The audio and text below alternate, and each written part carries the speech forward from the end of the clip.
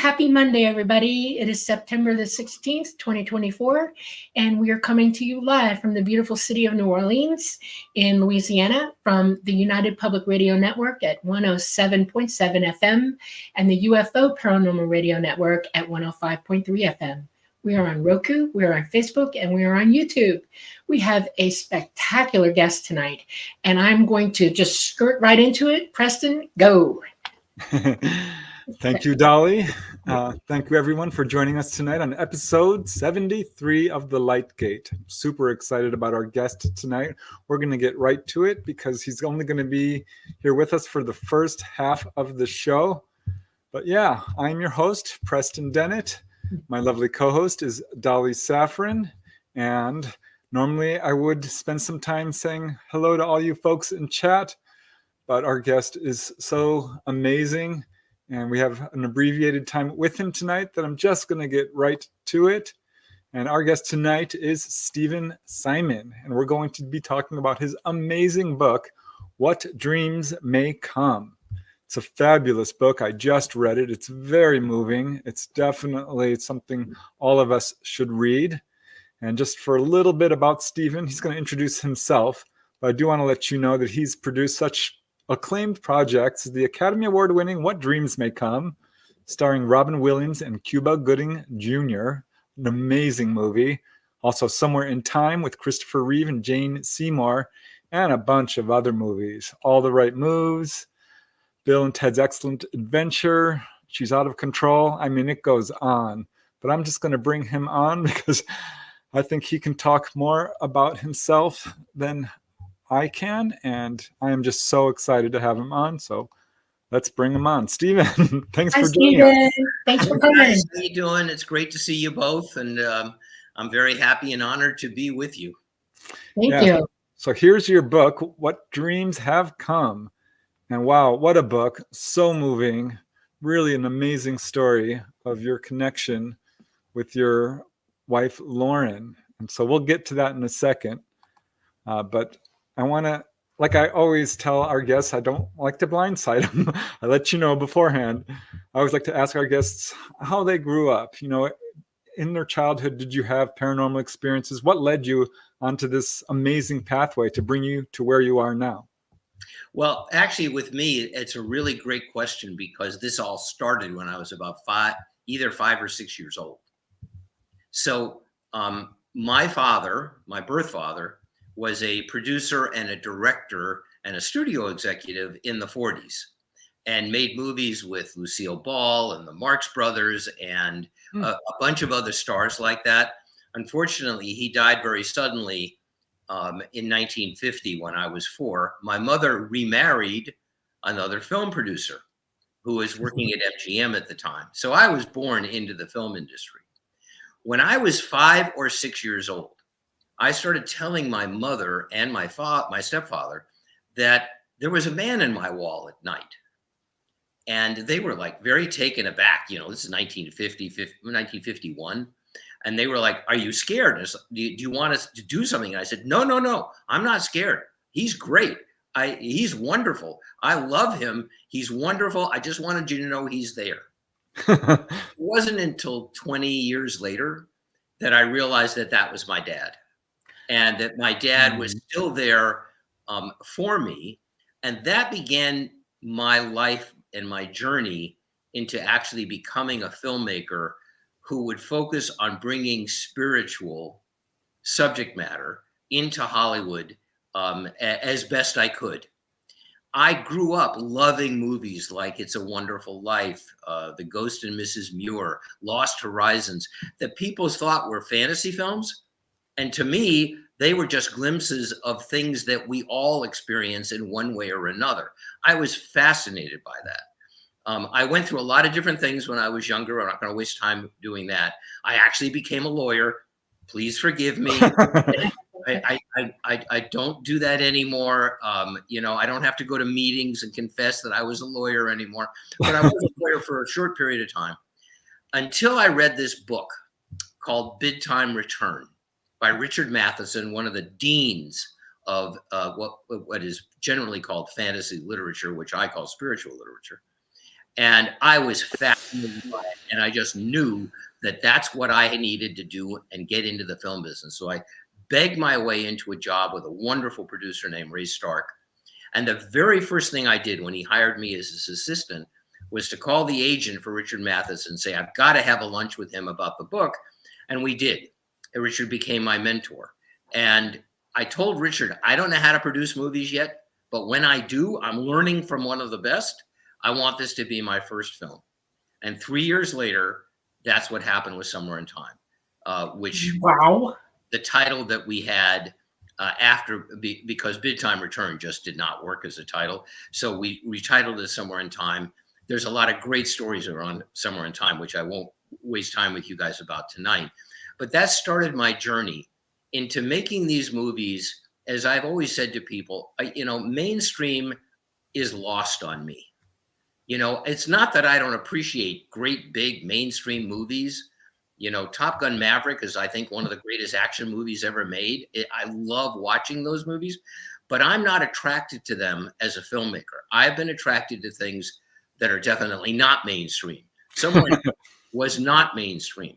Somewhere in Time bombed when it went into the theaters for all kinds of reasons. No, really? Wow. Years for it to resurface, and then it became kind of an evergreen and one of those cult films that people either love or they hate. And to me, that is making movies. You want to make movies that people say, God, I love that movie, or I hated that movie. What was wrong with those people?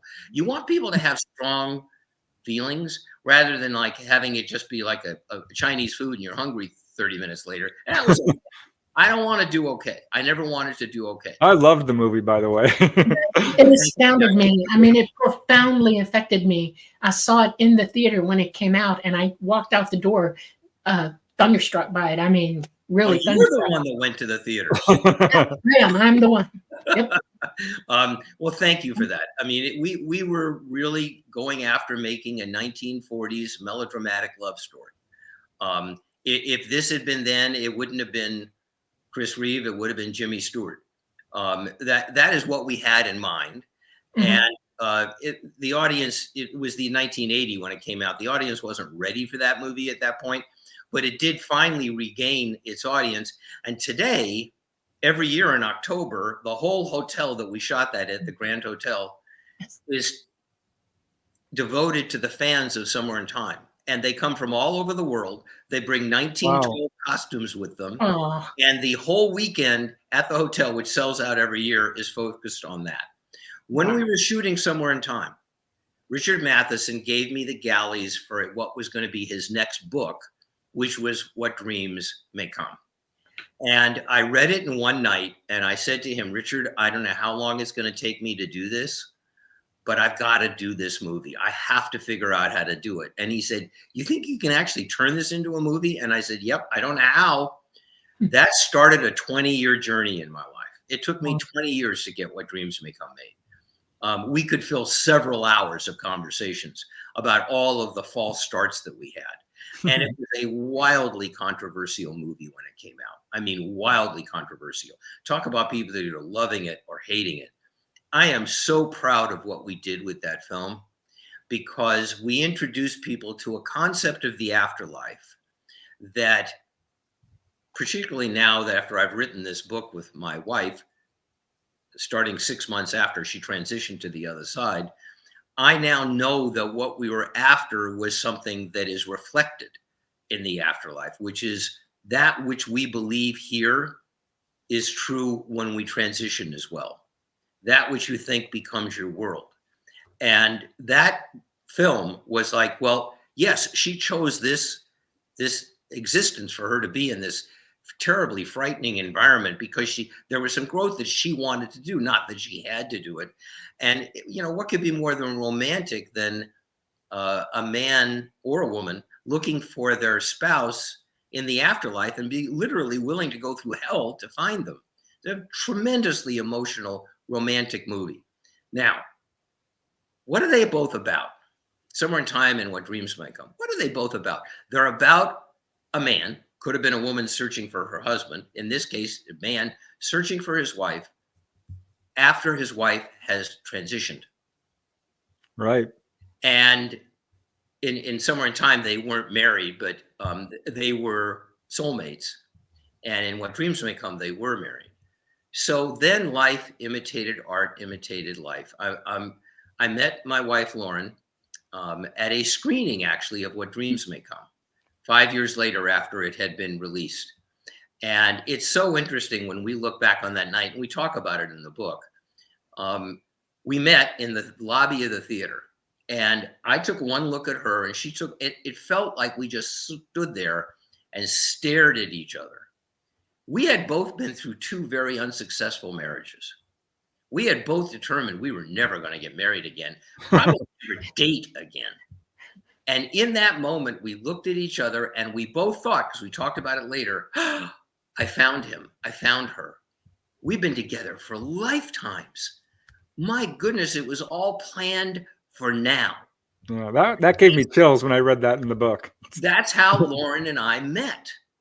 And she went home that night and called her surrogate mom and said, I met my guy.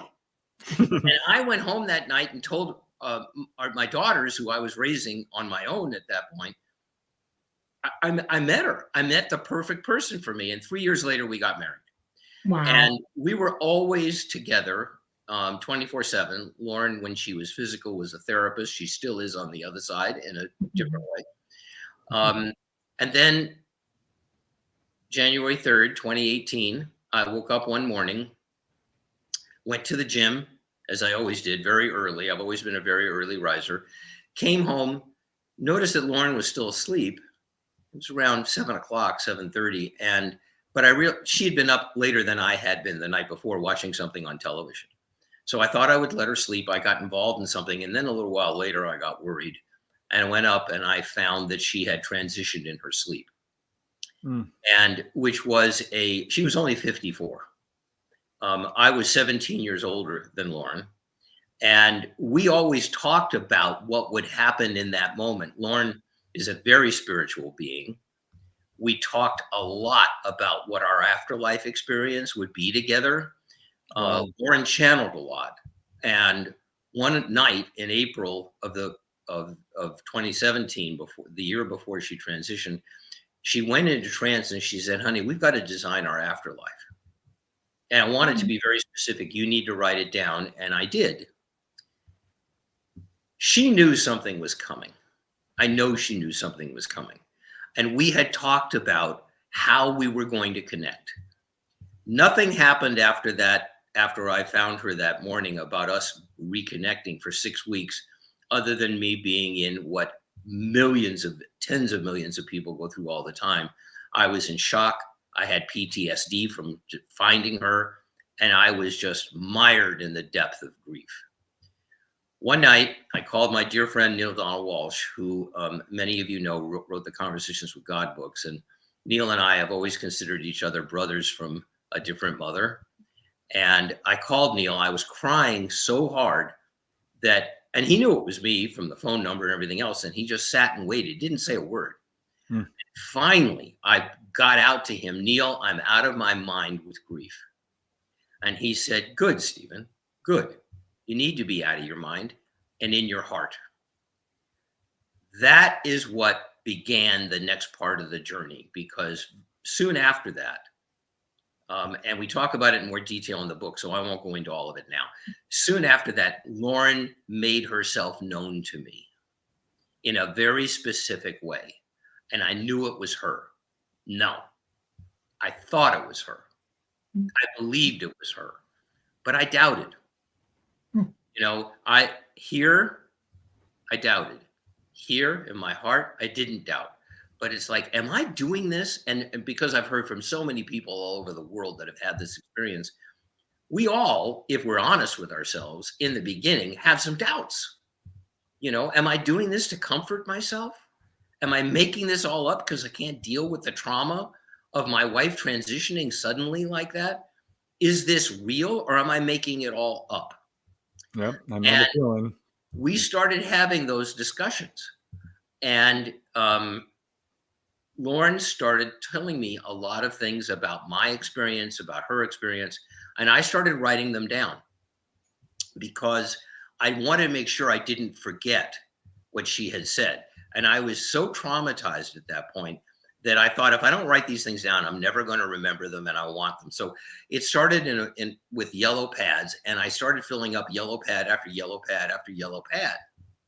So in September of that year, I went to Ashland, Oregon. I live just outside of Portland, Oregon. I went to Ashland to visit one of our daughters who lives there with her husband and her kids. And I saw my friend Neil and his wife for dinner. It's important to note here, because I do want to tell this story, that Ashland had been in a drought. They hadn't had any rain in a very long time. Important aspect of this.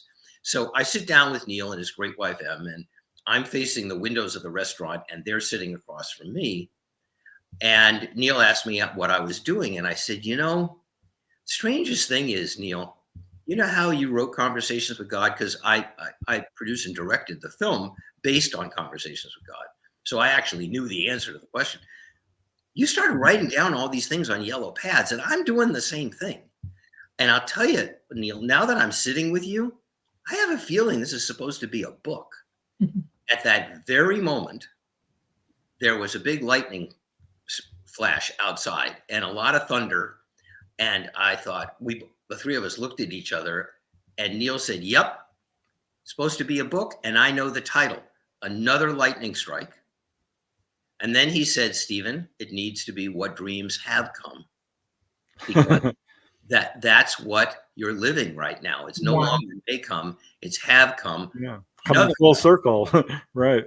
And another lightning strike. And then I said, and I got chills. We both, all three of us, knew we were in a we weren't in Kansas anymore. Something was going on. And I said, you know what? And I have a feeling I'm supposed to write this with Lauren. Another lightning strike. Now we spent the rest of the night talking about all of this. And then I went back, connected with Lauren, and we decided we would write this book together, and that she would write it from her side and I would write it from here. And that's how What Dreams Have Come was born. That's fantastic. Beautiful. It is absolutely fantastic and beautiful. You're right.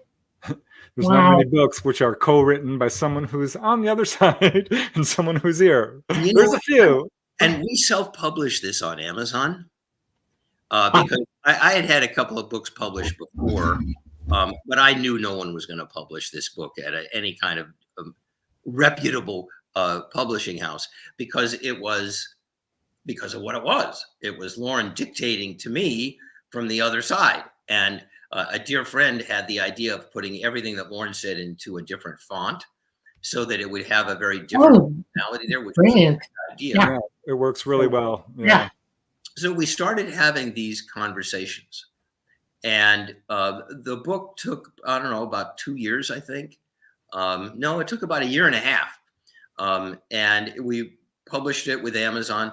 I, to this day, am not convinced that Amazon, because when you go to the Amazon page, and I just want to say to people, if you're interested, our website is whatdreamshavecome.com. Don't do whatdreamsmaycome.com, or else you go to the movie. Whatdreamshavecome.com. Yeah, it's in the show notes, by the way, for everyone. I'm sorry? The link is in the show description, so people will be able to find it. Okay, that's great. And so if people are interested, they can go there. I'm not sure that Amazon knows. Matter of fact, I'm pretty sure they don't.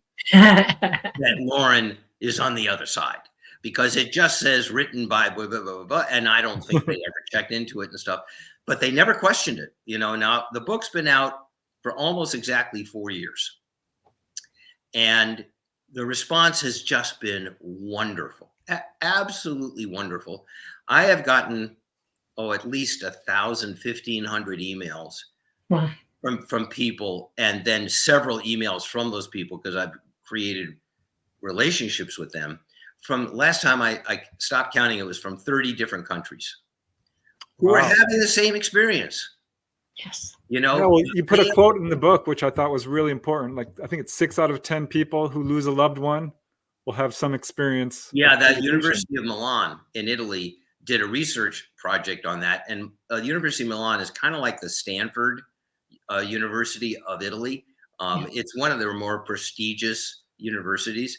And they did. They found that 6 out of 10 people who had a significant loved one transition reported having some kind of contact, either visual or auditory. But what I'm finding is that people are having the experience that Lauren and I are having. Lauren and I connect really basically every day. And it's been 6.5 years now since she transitioned. And sometimes it's more than once a day. Sometimes I know she lets me know that she's here because she wants to do a check-in on me, but she doesn't want me to know she's here. So she just kind of does a check-in. When she wants me to know she's here, there's a very definite tell that we have together. So I actually know she's here.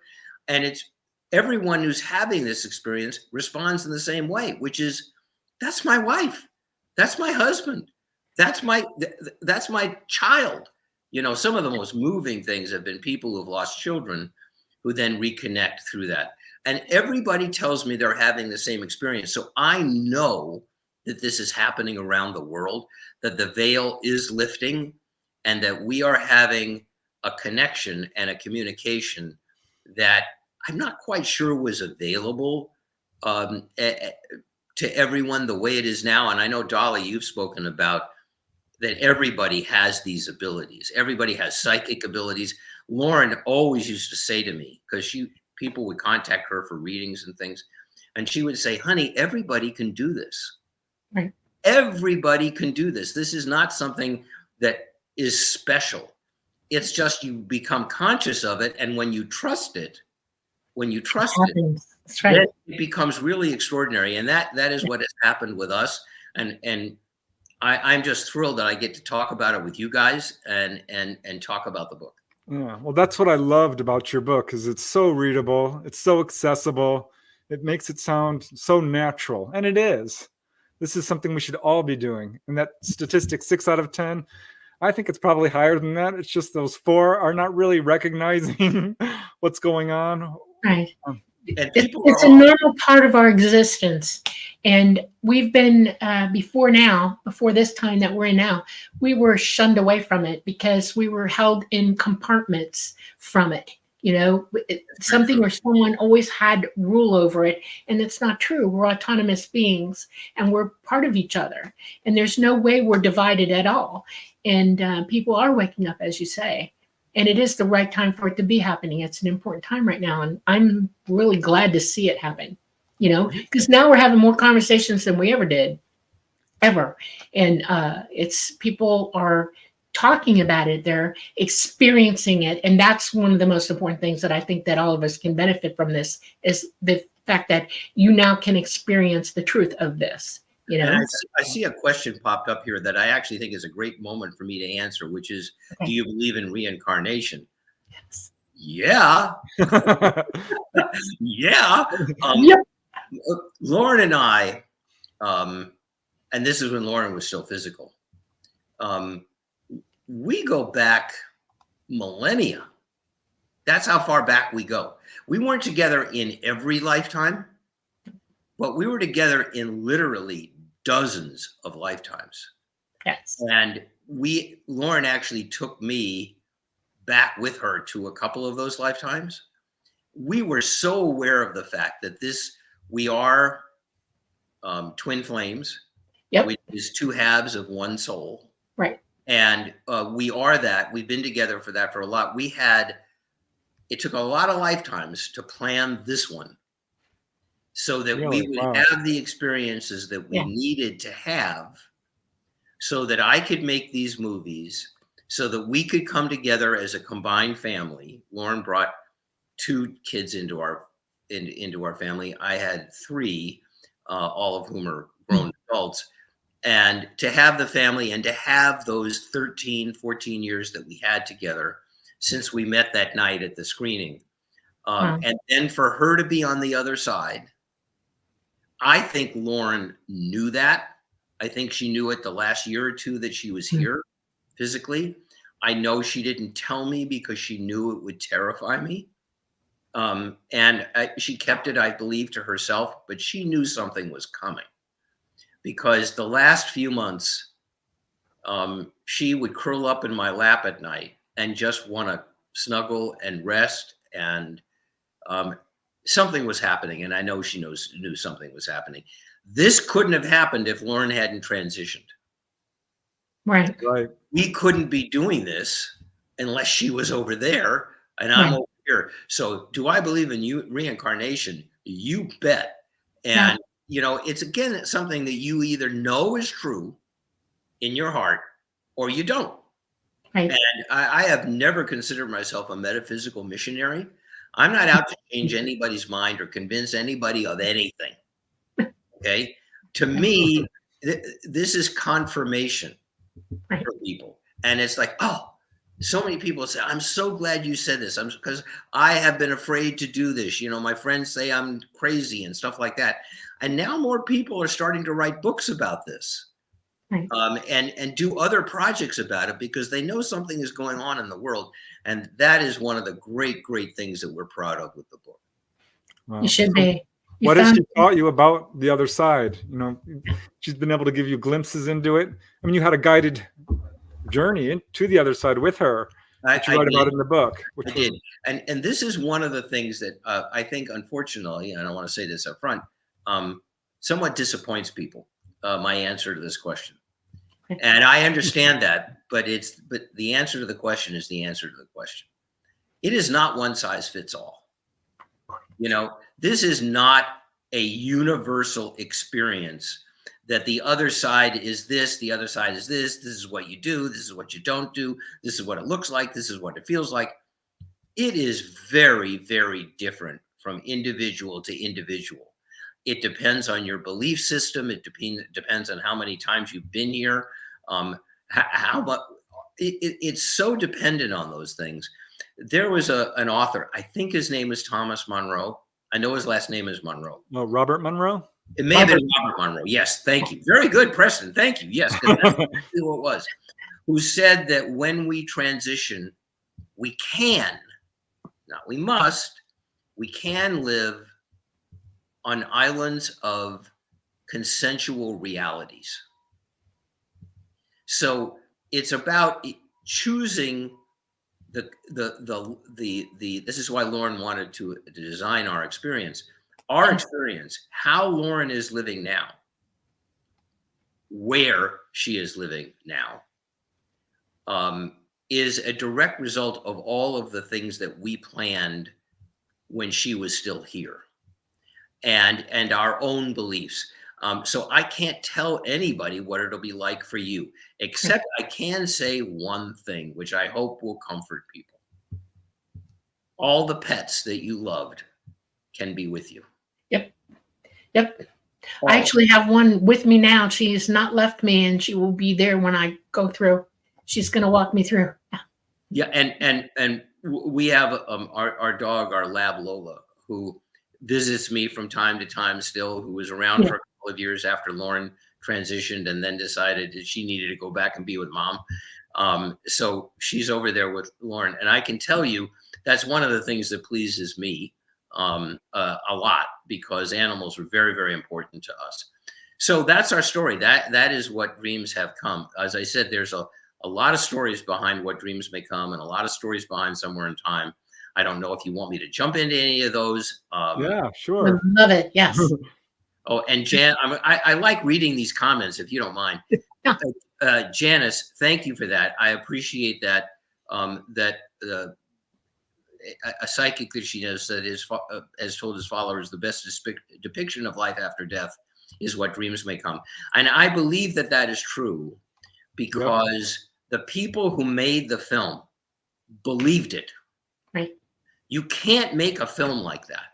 You cannot, unless the key people involved, the writer, in that case, it was Richard Matheson's book, and an incredible writer named Ron Bass, who won the Academy Award for Rain Man years before, wrote the screenplay. Our fantastic director, Vincent Ward, who is from New Zealand, who has the most incredible visual imagination. And as I said, I tried forever to get this movie put together. And I finally found Vincent. I thought Vincent would be great. Vincent read the book, said, Stephen, I'd love to do it. I have no idea how. which a lot of directors had told me over the years. Okay, so I'll keep trying. A few weeks later, he called me. He said, I think I've got it. I think I figured out how to do it. And I said, okay, well, let's get together, you and I and Ron, the writer. So we had either breakfast or lunch one day, I don't remember. And he said, so look, in the book of What Dreams May Come, she is a caterer, I think. And he said, I want to make this all about painting, because Vincent was and is an extraordinary painter, along with being a terrific director. And he's had exhibitions all over the world. And he said, so I want her to be the curator of a museum. And they have paintings all over the house, and she paints as well, because when he transitions, I want him to be in a world of wet paint. There you go. Where he is the only human form in a world of wet paint. And it will be something that no one has ever seen on screen before. This is such a typical director producer. So I said to him, that is fantastic. Can we actually do that? This was when we had this conversation, 1996. And I said, can we do that? He said, of course we can do it. You had CGI by then, right? Yes, it was just coming in. Okay. And I said, great, we can do it. Do you know how to do it? He said, heck no. I have no idea how to do this, but I guarantee you we're going to figure it out. And they did. And that What Dreams May Come wound up winning the Academy Award for visual effects the year that it was released. And that is due to the director's incredible vision. Yes. I'm going to tell you, because I know that some people are fans of What Dreams May Come. I'm going to tell you my favorite What Dreams May Come story. Okay. If you guys remember the film, there is a moment when Robin is descending into this hellish experience, which we never called hell, right, because we did not want it to be confused with a religious vision of hell. Right. And he gets to a place, and he walks across this plateau, and there are these uplifted faces in the ground looking at him. I remember that. And the production designer came into me at one point. He got an Academy Award nomination too, Eugenio. And he said, have you seen the drawings for this scene? And I said, no. And he said, yeah, well, you need to take a look at them. So I looked at them, and I was horrified. And I went to Vincent, and I confronted him, and I said, we can't do this. This is going to be scary. This is a love story. We can't do this. Well, that started an unbelievable argument that got to the point where we found out later that all the production assistants went out in the parking lot because they didn't want to hear the producer and director yelling at each other the way we did. This happens. And as long as it's about the film, it's actually really healthy. And Vincent was, and still is, one of my best friends. So we're having this conversation, this argument back and forth. And finally, Vincent says to me, Stephen, this is a movie about a man who goes through hell to find his wife. He does not go through heck. Okay. Yeah. I fell apart. I started to laugh. So within 30 seconds, we're both rolling around on the floor laughing, and he won the argument, and we did the scene. Fade out. We preview the movie several times for several different audiences, and that's a story in and of itself. And when you preview a film for an audience and you want their response, you give them cards that they have to fill in questions and things like that at the end.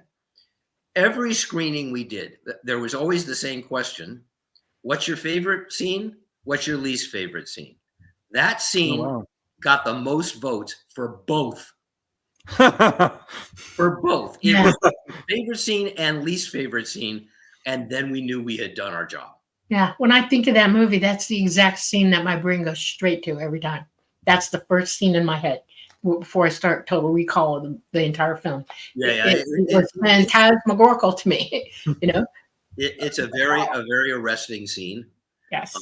And for the person who asked the question about reincarnation, you know, that is what the end is all about of that film, because they become reincarnated and we see them as children. Yeah, I'm very proud of Breams. Yeah, you should be, boy. When that first scene where he goes to the other side and he's flying and there's people, I'm like, yes, this is it. Because I've had out of body experiences. I've been in that realm, so to speak. I'm like, look, someone got it right. This is amazing, and the colors and all of it. I know it's a beautiful scene. I don't know if you remember that his dog was there to greet him.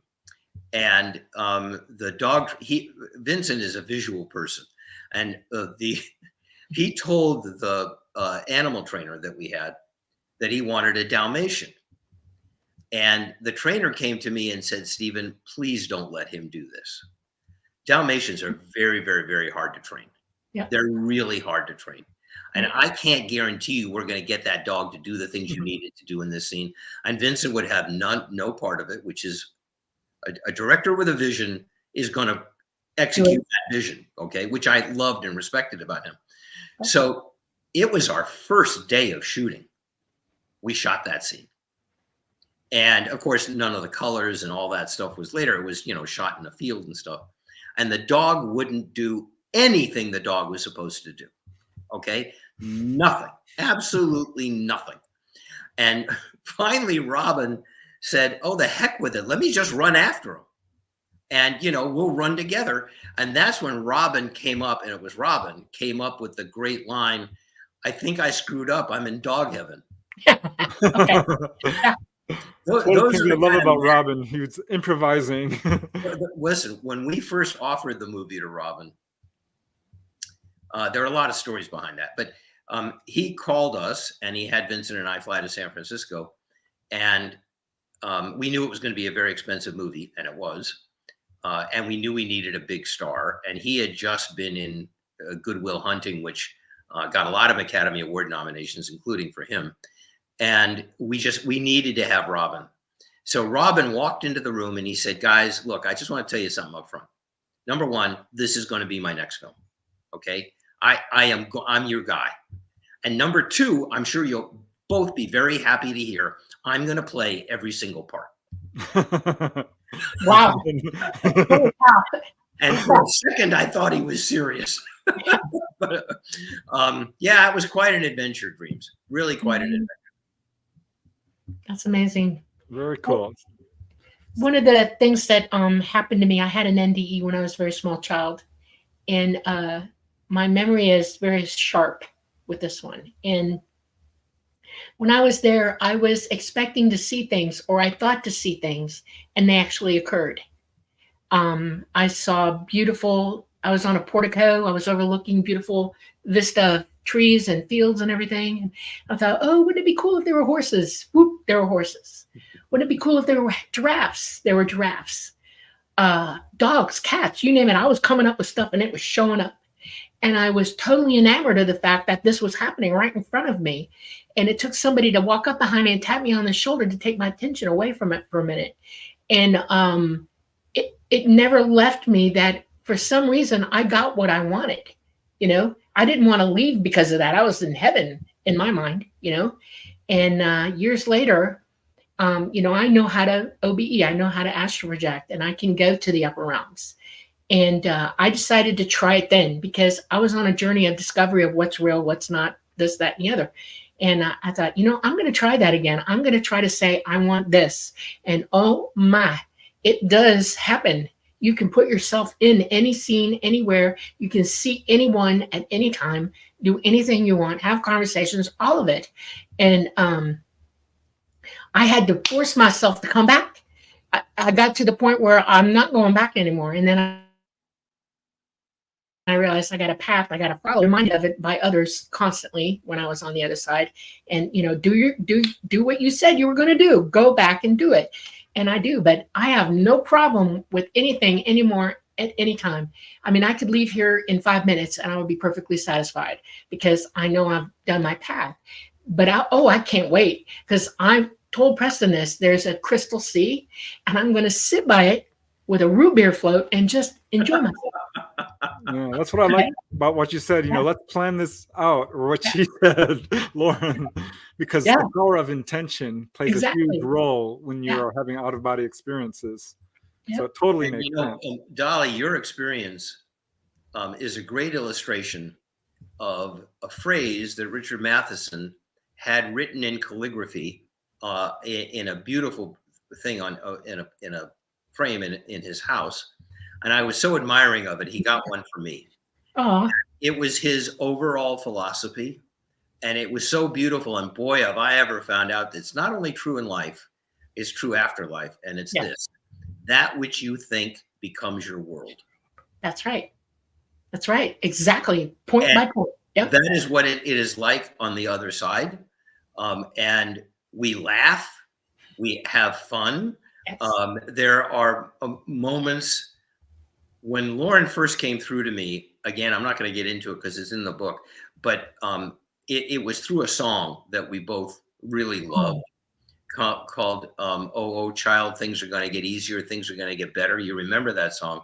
And there's a line in that song that says, when we'll walk in the rays of a beautiful sun when your head is much lighter. Yeah. And that let me know that it was her. And through our conversations, there are things that Lauren can tell me, and there are things she can't.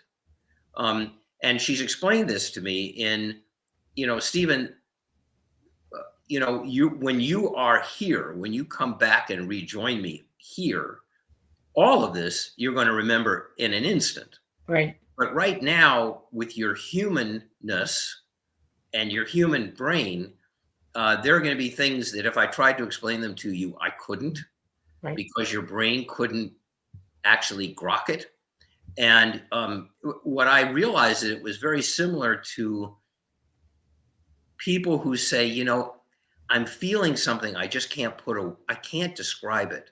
There's no word for it. No, because it's a feeling. Right. And one of the mantras, it's actually the mantra that we have in the book about how people can trust this happening, which is listen to your heart. Right. Trust your heart. Your heart knows. We do movie quotes in at the beginning of every chapter. And one of them is from a movie in which there was a line is the heart is a mysterious organ.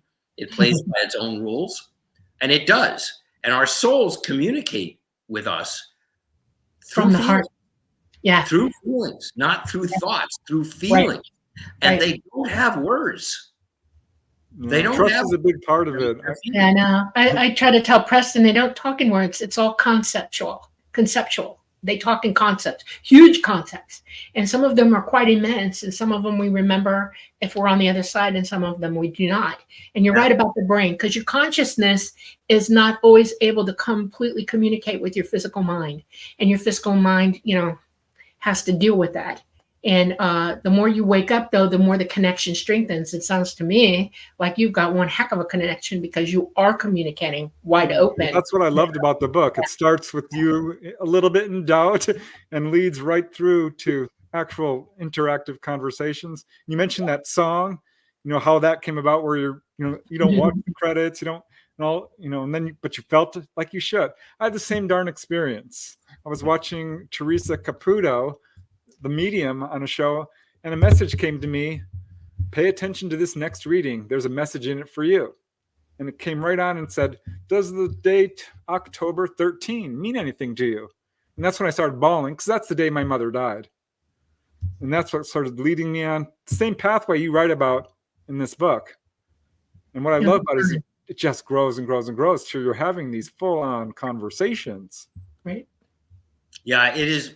Once you get into this, I know for sure that I would not have survived Lauren's transition Have you not communicated, right? If we weren't communicating, because we were literally together 24/7. I can't even imagine how that felt for you. I cannot. That, and I those first 6 weeks, I was, everybody takes a certain amount. I mean, some people come through the next day. Some people come through an hour later. Right. It all depends on the situation, because I've gotten so many emails from people. And I do want to say to people who are watching this now, that if you go to our website, whatdreamshavecome.com, it'll tell you how to get to the book. It will also give you my email address. And we decided to do that very, very consciously, because I want people to have the ability to express the experience that they've had, that you've had, and to have somebody, in this case, me, and Lauren's always reading over my shoulder. Yeah. I will not only read your email, I will respond to you. Now, the only thing I want to ask is this. I've had a lot of people ask me, well, I have this movie I'd love to write, and I have this, and I'm out of the film industry. I've retired way a long time ago. I left LA 20 years ago. I don't have any contacts down there anymore. And I'm sorry, but I can't help you with that. This is really for people who are having these experiences of communicating through the veil. And I will read it and I will respond. Depending on how many emails I'm getting, it could take me a day or two. It could take me a week. But I promise I respond to every single email that I've gotten, and I will respond to yours. Oh, wow. That's tremendously awesome. That's wow. So, Yeah. So you said at one point your wife, Lauren, led you to some of your past lives. Can you describe that in a little more detail? That one intrigues me. You know, it was, I will say this, it was a life in Atlantis. Ah. And it was pretty brutal. Oh, wow. There was a lot of white magic involved, and there was a lot of black magic involved, which is basically what sunk Atlantis, was not being able to deal with the black magic. And it was not something I like to relive, because it was a very painful experience. But she was there with me. That was one of the lives that we were together. It dealt with our son being kidnapped and me being kind of blackmailed into doing certain things that I didn't want to do, and I did, and our son wound up dying anyway. Oh, I'm sorry. So it's a much darker experience than I want to share with people. We also went through some fun. If you do read the book, you'll see that Lauren has quite a sense of humor, and laughs at me a lot, which is what we spend most of our time doing, which is laughing at me, which is what we did when she was physical. and it's one of the things that I value the most. And she is living in the environment. I say the word living advisedly. She is living in the environment that we designed. And I know that, you know, when Lauren transitioned, I called 911, and I don't remember the call, but I know I was panicked. And unbeknownst to me, after the 911 operator got the firemen and the paramedics to come up, she also called the police department. Yeah. And she said, you guys need to send somebody out there, because I think you need to check in on this guy, or else you might have two people who have passed. He's pretty panicked. So a policeman came in. It was a very, very, very nice guy. I didn't even actually talk to him, but one of our daughters did. And he took our daughter aside and he said, your father sounded really, really desperate when he called. You don't think he would do anything to himself, do you? Ooh. My Heather, our daughter said, hey, my father produced a movie called What Dreams May Come. Yeah. Okay? Believe me, he's not doing anything to himself. He wants to be with Lauren again. He doesn't want them to be separated. Those are the kind of experiences that we've had. And, you know, to this day, I know that when it's my time, I will be with her. But in the meantime, I'm going to be here every single minute that I need to be here until we're joined together over there. Exactly. And we have both agreed that what we did about this lifetime was to assure that we would not have to come back again. And exactly. Keyword right there. Dolly talks about that Same all the thing. time. Let's We're not finish coming this school back. up. We're done. That's it. I'm done. Done, Let's done, done. graduate. Yeah. That's what I said too, but I have a proviso. I have a proviso.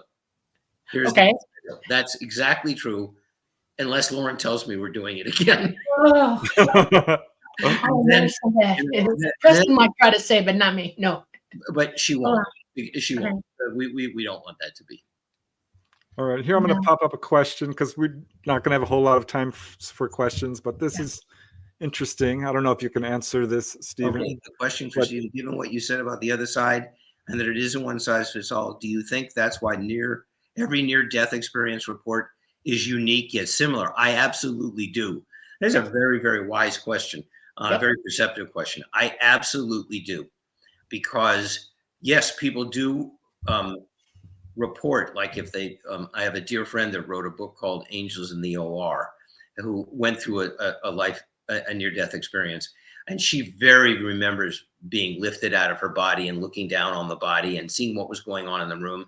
And she told the surgeon afterwards, she went out in the waiting room, she saw what her father was doing.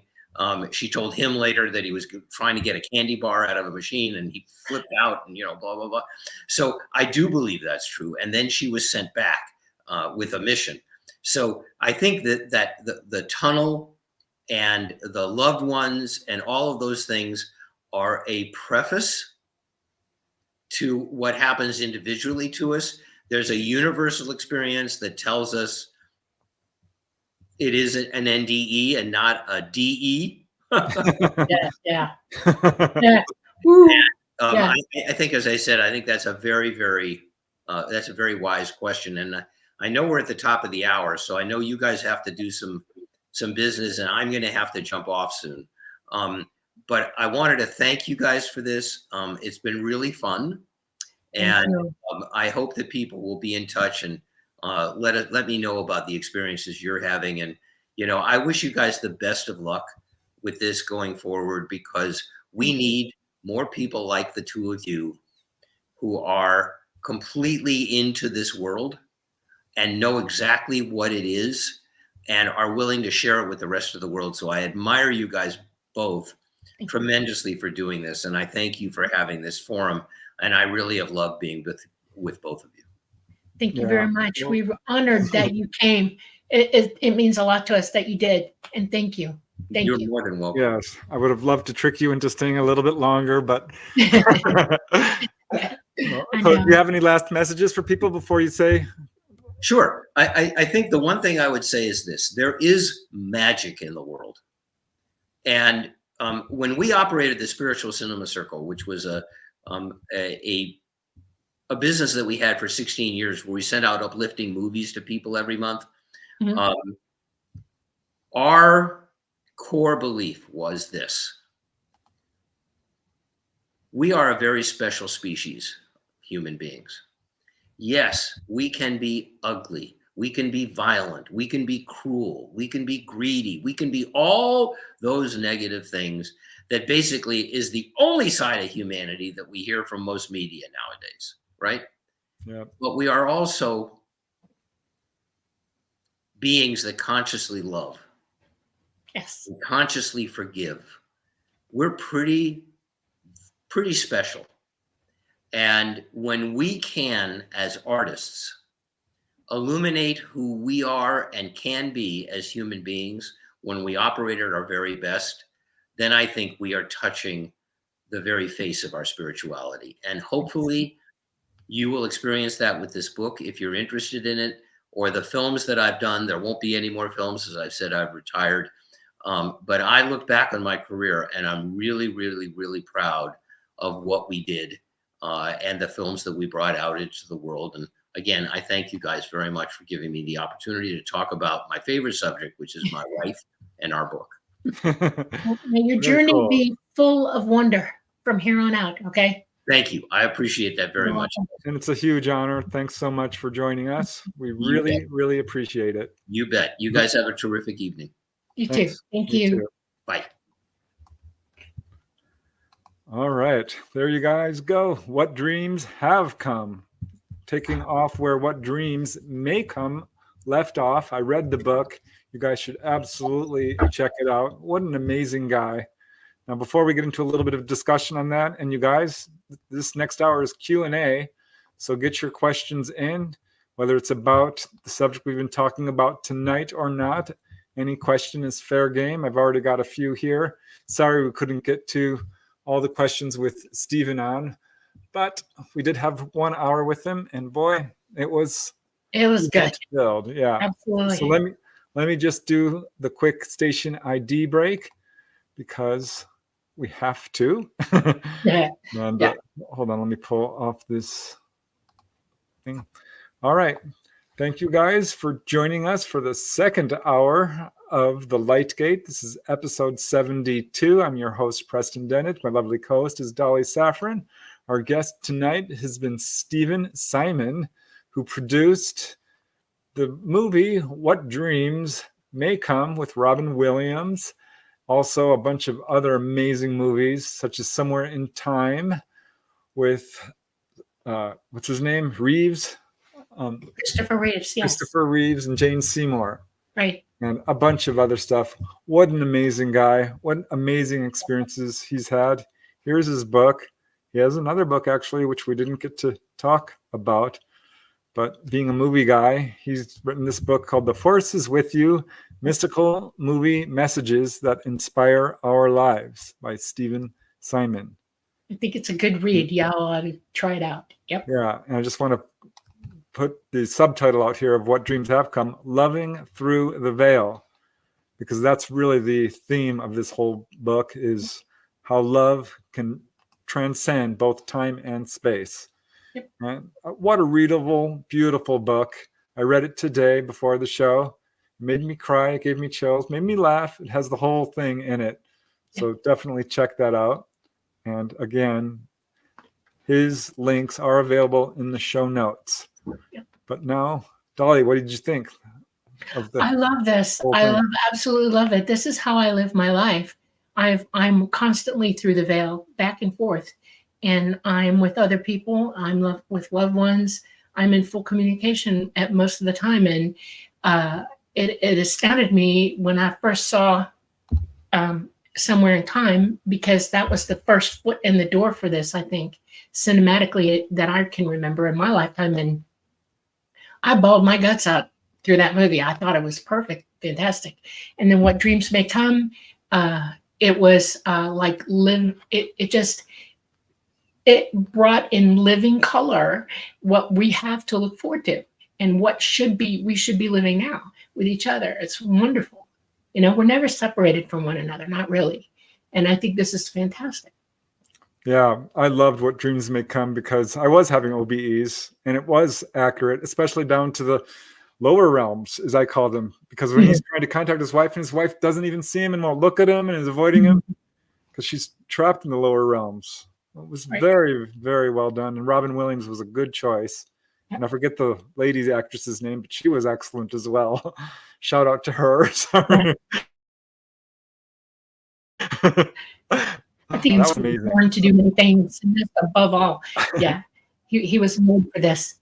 Absolutely. Yeah, and what also really resonated with me was how this led him to writing this book. Losing his wife was such a tragic experience, but it had this wonderful, beautiful silver lining, which is exactly what happened with me and my mom. If she hadn't passed, I wouldn't be here doing what I'm doing today. Not at all. I wouldn't have had that spiritual, psychic awakening. It was meant to be on a weird, really weird level. And I almost hate to say that because it was so tragic and so sad. I mean, I like him was crying when I woke up, crying when I went to bed. I was not able to function. I would not have survived it if I hadn't been able to have communication with her. Okay, well, now let's get to you guys in chat. And first thing I want to do is say thank you, Heidi. You are amazing. We love you so much. Hope you're doing well. Sending you loving and healing energy all the time. You're one of my favorite people on earth. And thank you so much for your generosity. We're going to get back on the show for sure. And namaste. Truth resonates. Yes, it does. And I think that's what made, Stephen's movie, Somewhere in Time, be what did he call it? Evergreen. I like that one. it's a gem that continues to shine. You can't ever, a gem doesn't get sullied or dirtied. It always Right. shines. It always shines. Yes. And shout out to Larry Hank. Thank you guys. You guys, Thank this you. means a lot. It helps us to do this show. Yes. We do have to pay to get on some of our platforms here. Yep. So it means a lot. Thank you, Gizmo. Truly, truly appreciate it. You guys are awesome. Okay, now let's get some questions in, whether it's about the movie, because we did have a pre-interview with Steven, so we know a few things about him that weren't in the show. Right. But feel free to ask us anything about UFOs, life after death, and the whole deal. But Mountain Dan got in early with his question, and this is to you, Dolly.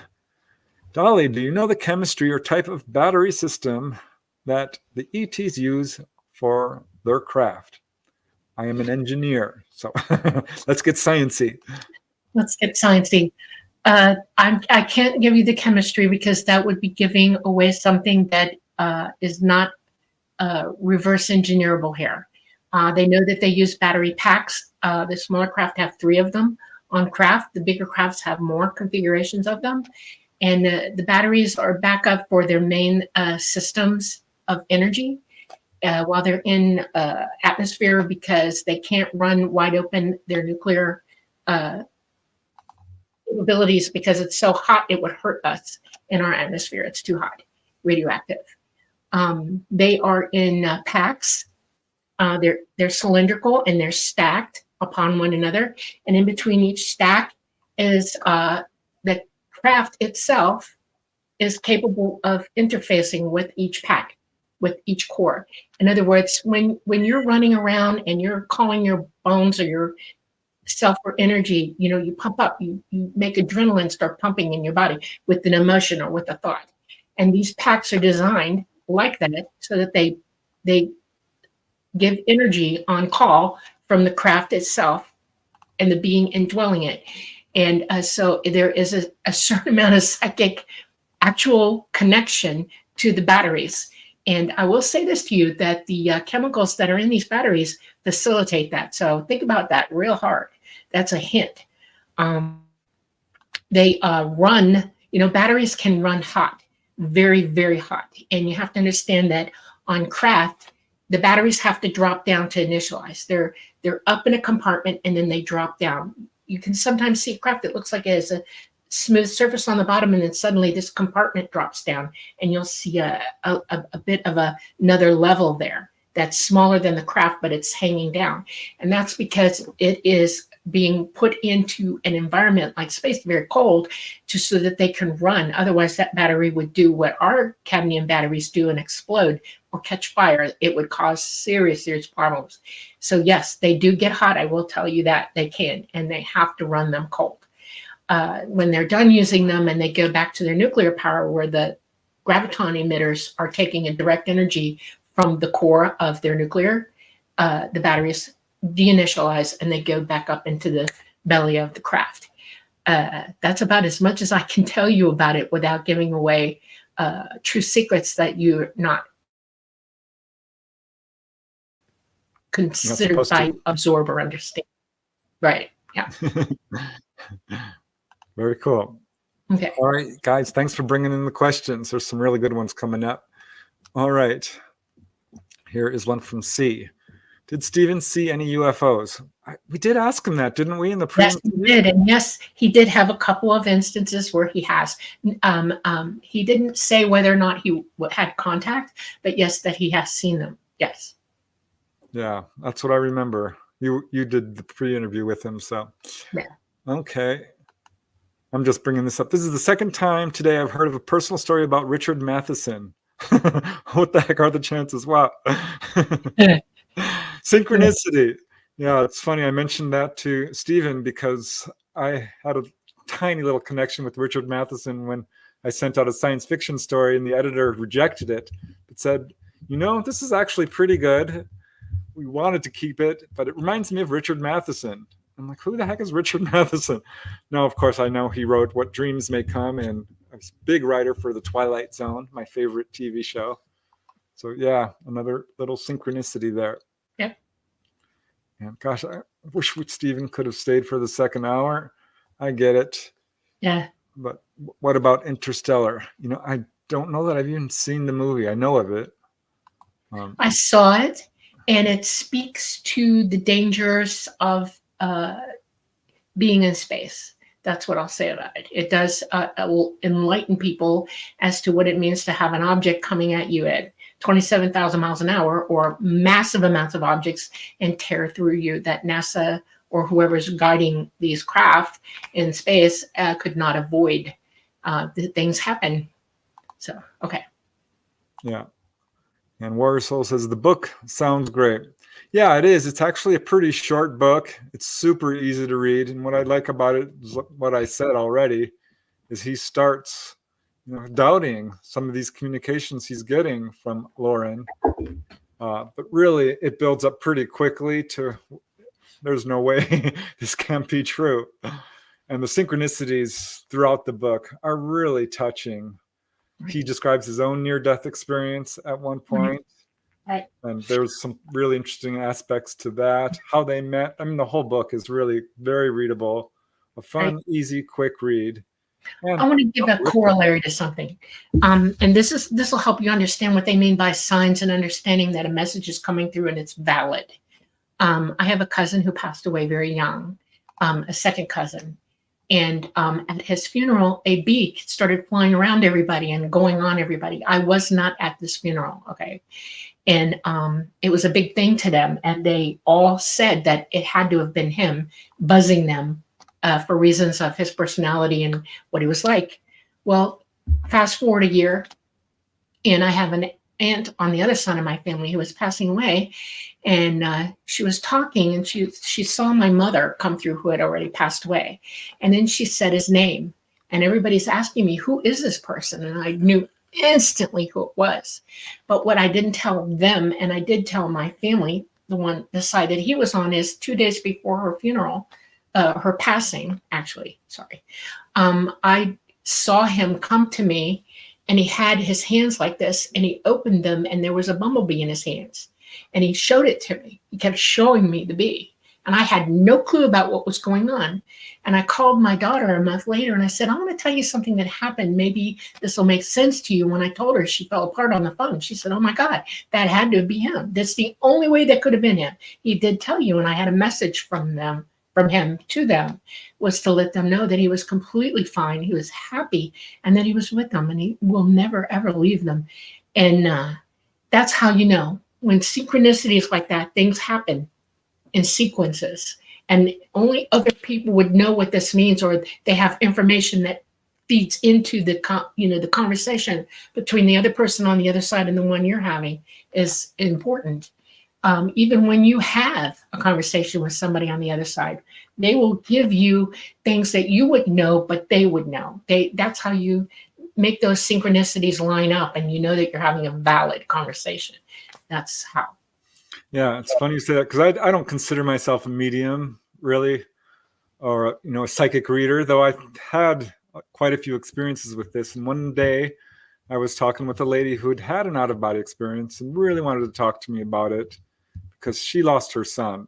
And there's no more difficult thing than when a parent loses a child. I think it's difficult for all of us when we lose a loved one, but there's something really profound about that, the relationship. And when you lose a child, it's so sad.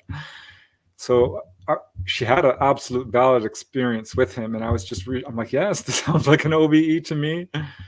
And we were just talking, and she's like, do you see him? Can you communicate with him? And I'm like, I don't really do that. But that's when I got this vision in my head that was very clear. And I'm like, oh God, okay, I'll say this. And I said, I see you walking down the street. And it's weird because he's very close to you, and he's got his arm over your shoulder, and you're walking together like, Siamese twins down the street. She started bawling. She's like, that's what we do. That's the way he was. We would walk down the street pressed up against each other. I'm like, oh my gosh. And I'm just bringing this up because this points towards how important it is to trust what you see. Because I wasn't going to say anything, but she kept urging me. I'm like, okay, I'll just say this. I think I'm wrong. Nope, I was right. So trust your intuition. And that's how you really get started with loving through the veil. I love that subtitle. I do too. Yep. Okay, here's a great question from Linda Catlett for you, Dolly, and I actually want to hear this one too. Please describe the crystal sea. Ooh.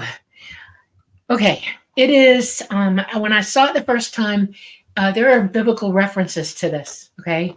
And I wasn't sure that it existed. I just know that I suddenly saw it.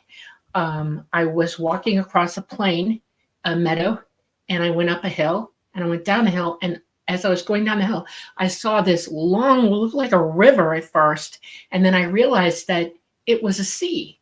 It had two sides. I could see all the way to the other side, which you can perceive on the other side. You have longer vision than we do here. And it was crystal. I mean, pure white crystal. It looked like crystal. And I was shocked, and I ran down to it. And I thought, oh, put your foot in, because it undulated and moved like real water, but it looked crystal. And when I did, my foot went right in. And I felt it on my skin. It was cool.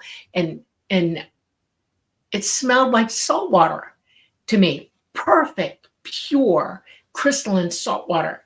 And I thought, wow. And then I thought, you know what? Walk in. And I walked in, and it only came up to about my shoulder blades. And I'm a pretty tall girl, so I'm saying it was a little over 5 feet tall, 5 feet. And or I'm just under 5, right at 5 feet, because I'm 5'8". And I was walking in it and feeling it. I could feel the waves, and I could feel the current. And I splashed around, but I didn't try to float. I don't know what made me not do that, but I didn't float. And then when I walked out, I was 100% completely dry. And yet I had been in this liquid that's crystalline.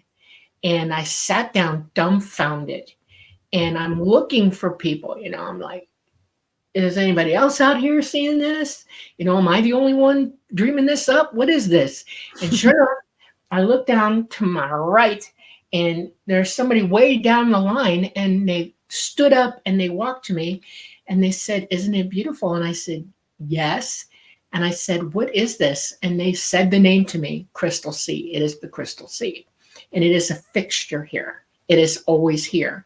And I said, "Why is it this way?" And they gave me a vague answer, but later in my life, I finally figured it out. It is the energy of life itself. And it runs all the way through everything. And to see it is a real treat. And y'all can see it at any time. I mean, if you're OB, tell yourself, I want to go to the Crystal Sea, and you'll show up. But like we feel the ions from the sea ourselves because of the salt water, you really feel it there. It's powerful. Was it making any noise? Were there waves? waves? Ocean, I could hear it. Yes. And you could smell it, and there was wind blowing. And was the beach sandy, or was it crystal? Pure glass sand. In other words, you could almost see through it, but it was perfect. It was absolutely perfect. And it absorbed the light. We live with a blue sky here because of oxygen and everything, but there the sky is perfectly white. It is pure energy, and it reflected it, Was the Crystal Sea white as well? Yes. Well, every now and then it would, when you see crystals, you could see refracted light in them, and you could that too as well. I mean, all the colors of the rainbow are in it, and they glint like a diamond. I mean, oh wow. And it was unbelievable. And when I leave here, that's where I'm going. I'm going to go straight there and just sit down and enjoy it. I'm not kidding you. It's the most fantastic thing I've ever seen over there. And I just want to be there again, So you said something really interesting about the other side to me the other day. We're doing the interviews for Symmetry. This wouldn't be described necessarily as the fourth or fifth or dimension. This is more source, outside of dimensional space. Right. As we would think of it. Right. We are all in source. We all come from source. And source is not in dimensional space. Source is at the center of everything. People say they look up and they want to look up to heaven. Those are dimensions you're trying to look up through. Source, a yogi will tell you have to go within to go without. Well, within is where source is. We have a source in our chest. It's our heart. It's the electrical conduit for our existence on this planet. And your consciousness is tethered to it.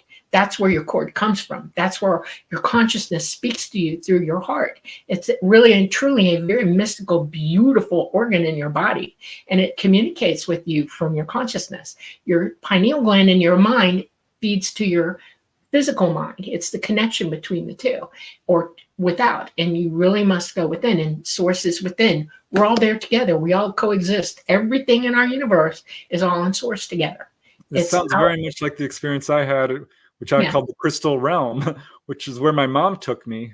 And it was just crystals everywhere. And you said something, your vision is different. I could see 360 degrees around me. I could zoom and focus in on a mile away in great detail. Everything was crystal. It was all crystal. Crystal boulders, crystal sand, crystal rocks, crystal mountains. Marilyn Hughes, a former guest on our show, The Light Gate, wrote a book called Crystal River Flowing. That's it. It's the same thing. She said there's it's a crystal forest. It's all crystal. Right. It's so cool. And what you said about, coming out of the water and not being wet. I know that feeling because I did that too on the other side. In fact, you can I've gone swimming in this, it wasn't the crystal sea, but it was a sea. And also I took a bath once on the other side, and that was different. That was so much fun. It's just, I don't even know how to describe it. It's different. I 100% agree. Okay. All right, guys, keep those questions coming. Let's see. Let's keep on going down here. What do we have next? This is not so much a question, but a statement from Invisible Acropolis. This is an interesting topic because I personally did not experience these kinds of communications from specific people who have passed until about 10 years ago. So I think you wake up to it at some point. Yeah. The trick is being ready, I guess, or listening. Accepting. It's amazing. I mean, I grew up in a psychic family, so we never looked at passing away from here as death. It's just the transition. That's all it is. And we've talked about it openly, and we've all expressed messages that we will leave for one another or try to help one another with. My mother had a hard time with it at first for a long time, and toward the end before she transitioned, she had cancer so bad and she was hypoxic, so she was a little bit wary of everything.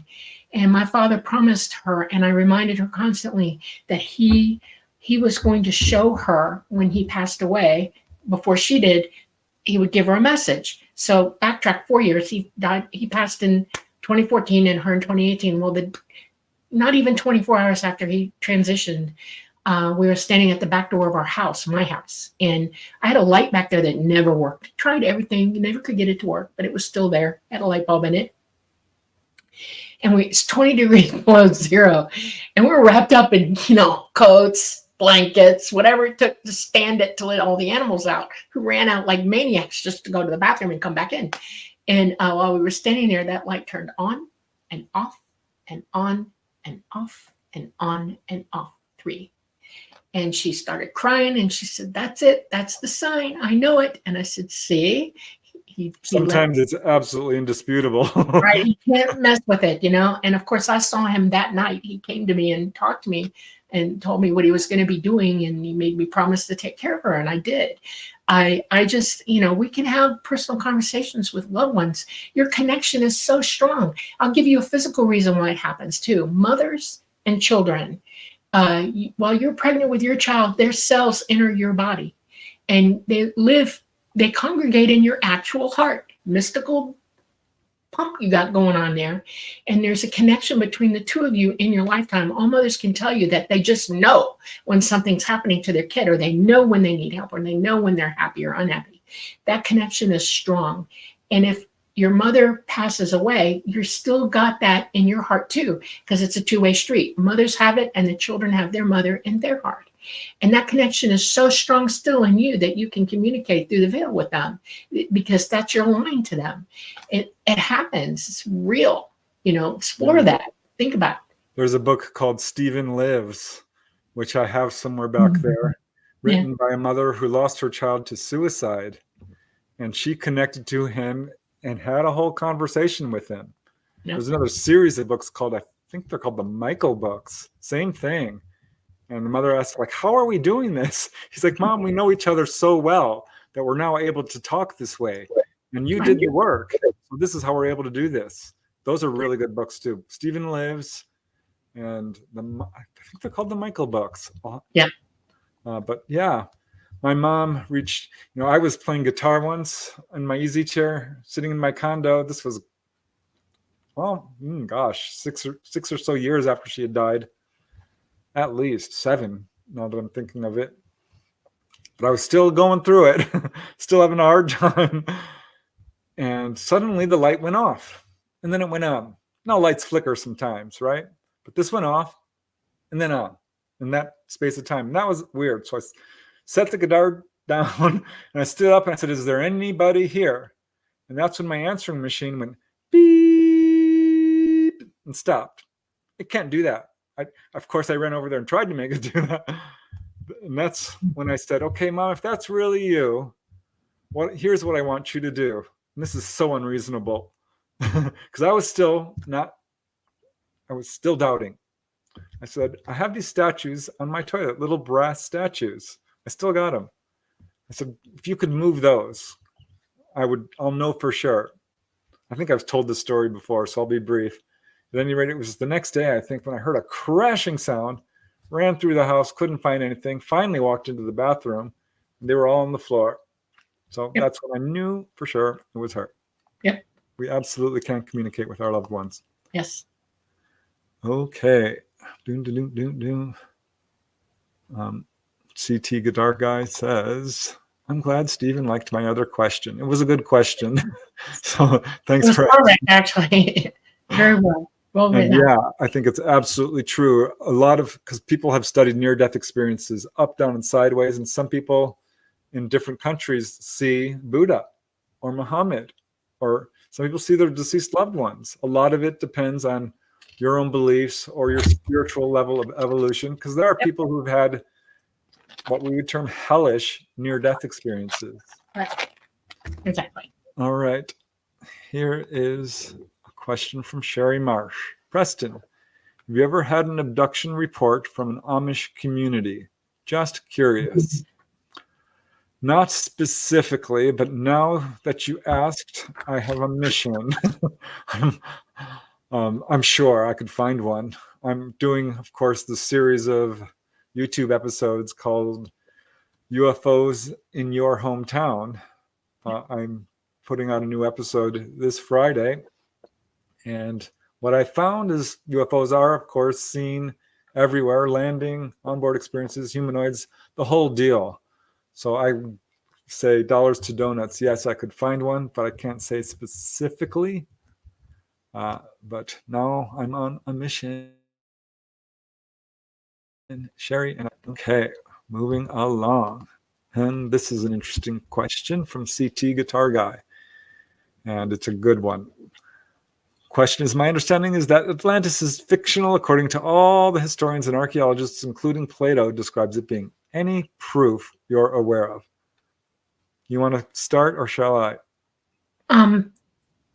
There is no proof. They only have descriptions of it and a possible deciding where it could have been and when it could have been.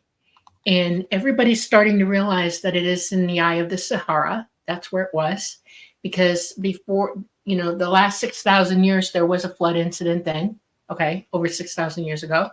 And that's when it would have happened. And that's how Plato could have had, information about it coming down through the ages and people. And they know that it's near a landmass. Why don't y'all Google the Eye of the Sahara being Atlantis and see what you pull up? There'll be a whole bunch of stuff about it, studies. And there are archaeologists who are digging at it now, but it's really hard because it's in the Sahara Desert. But they're thinking that it fits all the categories of what Plato said. You also have to remember that Plato didn't have that much information about it. There's a lot of misinformation about things that Plato said. It was very short and sweet, and he didn't go on about it a lot. He just gave that one bit of information about it, and everybody took it and ran. So that's what it is. Yeah, I know that the famous psychic from Virginia, what's his name? He did all his past life readings. Yeah. Said that there was an Atlantis, and there are people who do believe they have past lives with Atlantis. And to hear Stephen talking about it is certainly a level of confirmation, and for him, it was a real experience. Right. And I think we know for sure that there were previous iterations of advanced societies. Right. And Stephen's description is in such detail. Right. That Exactly. it's like, Hard wow. to deny. Yeah. So it sounds like it's a real honest to God experience, but whether you call it Atlantis or not, I think is a matter of semantics. But I'm going to say for sure that there were civilizations like it, because we know this from archaeological records. Gosh, why can't I think of that psychic guy's name? Remember he? Yeah, it is the sleeping prophet. Yeah. Well, maybe one of you guys in chat can. Yeah. Let me know who that. Edgar Casey. Thank you. Edgar Casey, thank you. Yes. Yeah, he said that a lot of people in the United States are actually reincarnated from Atlantis, and he's a legit psychic. He absolutely proved his abilities to people and actually cured them. So I'm going to say no, not proof perhaps, but definitely some really good indications. To it, yeah. All right. Next question comes from Amanita Mascaria, staying up late. Amanita, awesome. Question: why do I see some deceased loved ones in dreams and not others?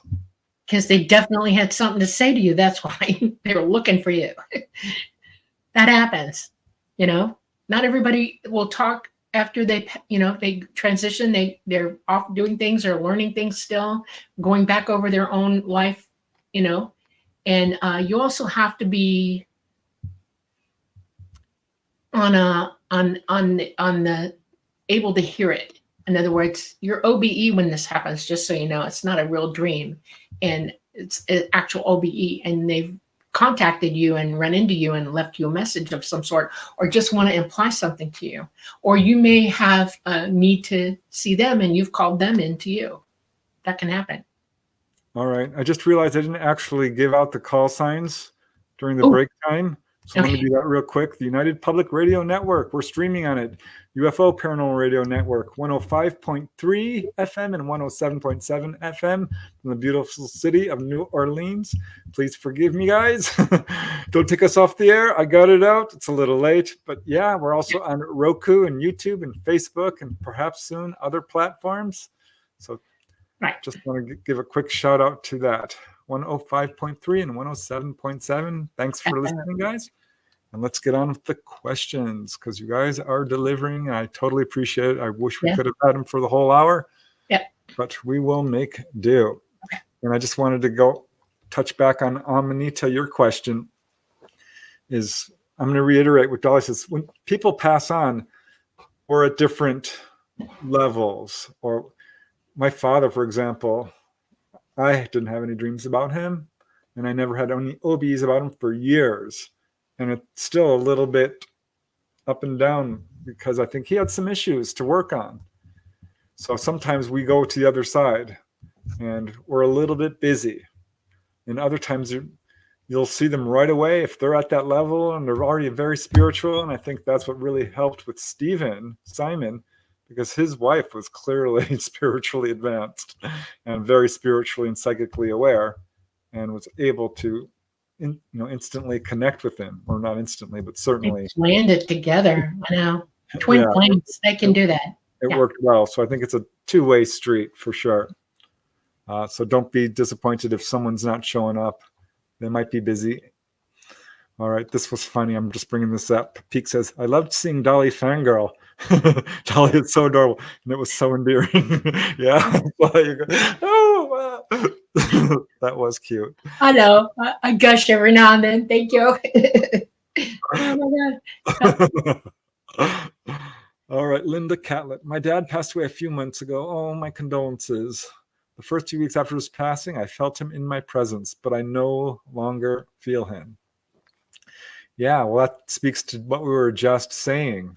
He's probably might be off on his wild journey.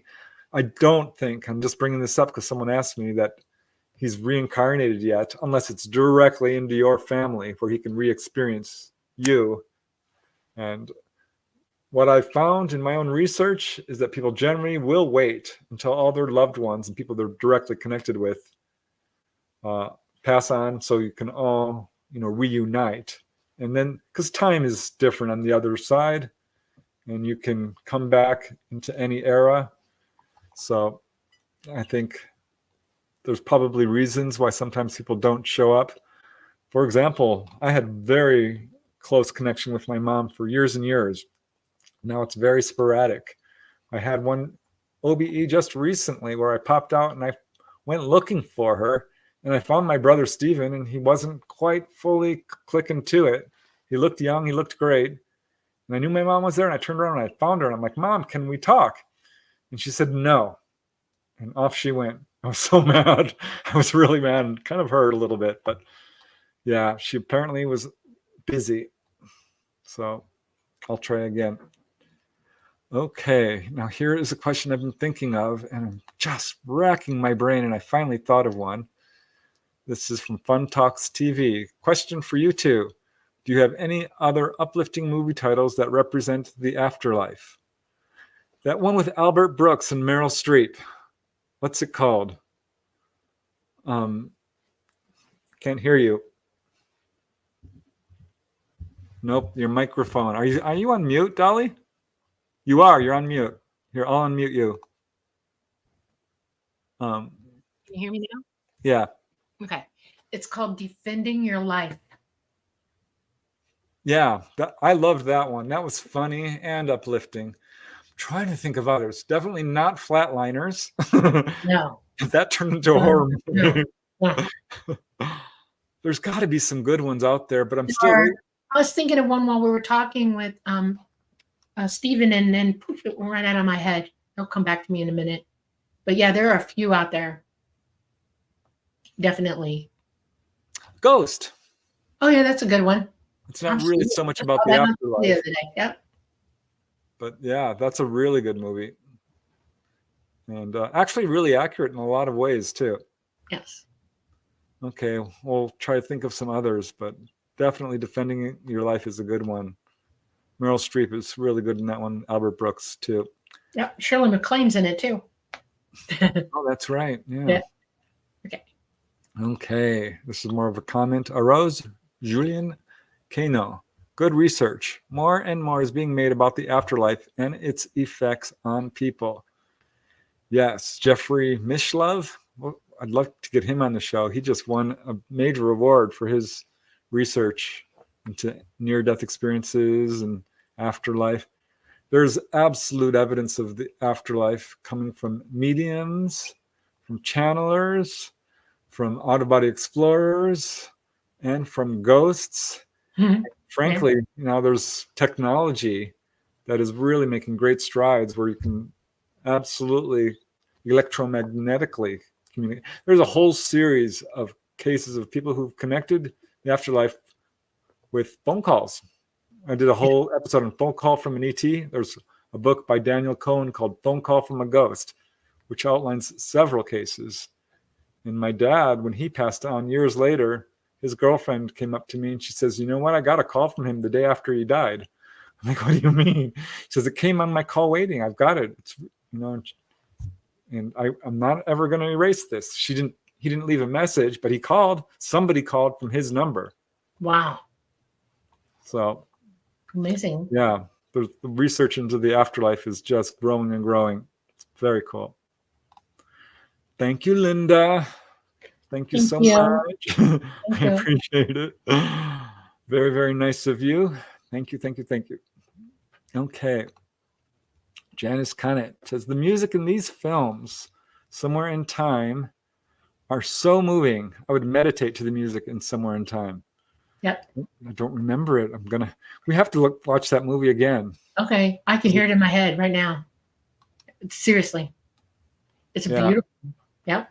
I've talked to people who had near-death experiences. One was a family friend, and often it's chimes or bells or classical music. Mm-hmm. And she's describing, she had an out-of-body experience, actually. I'm like, did you hear any music? And she said, yes, I did, actually. And I said, what kind was it? She says, it was classical. I'm like, there you go. So yeah, music is really important and comes from the other side, I think. I don't know. Okay. This is from CT Guitar Guy to you, Dolly. How does Dolly know she didn't manifest it because she wanted to be there? Visit being a fixture, given the idea that we make our reality on the other side. So I guess the question is this Crystal C's